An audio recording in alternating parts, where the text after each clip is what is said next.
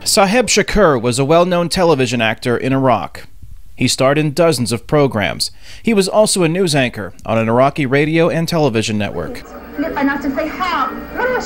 Shakur says a story he reported in 2005 on difficult living conditions in Iraq caught the attention of Iraqi officials. Somebody work in the government don't like this interview with the people. Somebody told me you can't leave Iraq because somebody will kill you. Shakur fled Iraq the same day, and he has not returned. His family later fled to Syria. He joined them in a refugee camp there, and they came to the United States in 2008. Since then, he has struggled to find steady work in Dearborn, Michigan, the place he now calls home. The life is so difficult here for the refugee. Shakur and his family represent the latest wave of refugees in Michigan. Since 1990, Iraqis have gravitated towards Dearborn and the Detroit metropolitan area, home to the largest Arab American community in the United States.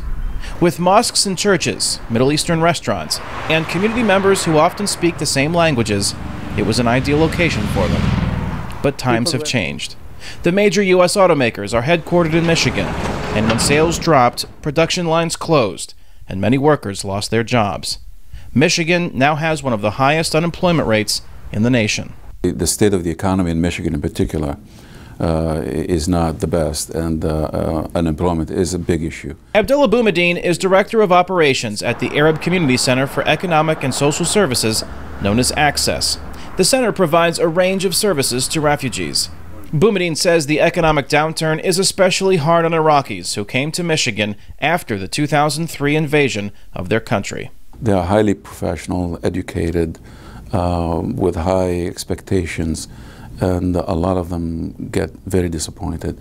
We have a mental health department, and we see people with depression because of how they end up trying to struggle to survive. Up to 7,000 new refugees could move here by next year, adding to the number of people looking for work. Boumediene says there is also a secondary migration taxing the already slim job market in the state.